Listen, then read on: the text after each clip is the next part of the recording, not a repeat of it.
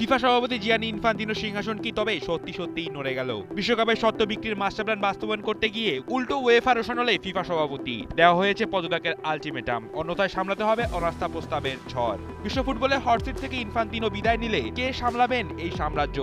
মরক্কোর ৭৭তম ফিফা কংগ্রেসের আগে সরগম ফুটবল পাড়া। চলুন জেনে নেওয়া যাক পরবর্তী ফিফা প্রেসিডেন্ট হওয়ার দৌড়ে এগিয়ে আছেন কারা।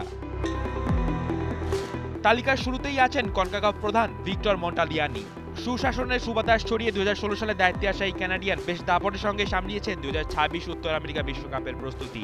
বহুভাষী ও রাজনৈতিকভাবে অত্যন্ত চতুর এই সংগঠক আর্সেন ওয়েঙ্গারের বিতর্কিত ২ বছর পর বিশ্বকাপ আয়োজন কিংবা ৬৪ দলের বিশ্বকাপের ধারণাকে ভেস্তে দিয়ে নিজের শক্ত অবস্থান জাহির করেছেন। দ্বিতীয় শক্তিশালী নাম এশিয়ান ফুটবল কনফেডারেশনের দীর্ঘদিনের কাণ্ডারি বাহরাইনের শেখ সালমান।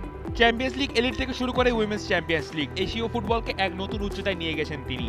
৪৬টি সদস্য দেশকে পাশে নিয়ে ইনফান্তিনোর একচ্ছত্র রাজত্বের কড়া সমালোচক হিসেবে ফুটবল বিশ্বে ইতোমধ্যে নিজের শক্ত ভিত্তি গড়ে তুলেছেন তিনি।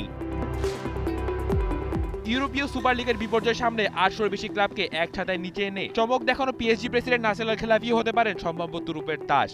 কিন্তু দোহার এই প্রভাবশালী সংগঠক কি আদৌ ফিফার মসনদে বসতে চান? তার ঘনিষ্ঠ সূত্র জানিয়েছে আপাতত ফিফা প্রেসিডেন্টের রেসে দৌড়াতে মোটেও আগ্রহী নন ৫২ বছর বয়সী খেলাফি। ইনফান্তিনোর অত্যন্ত ঘনিষ্ঠ হিসেবে পরিচিত ম্যাটিয়াস গ্রাফস্ট্রোমও আছেন আলোচনার টেবিলে।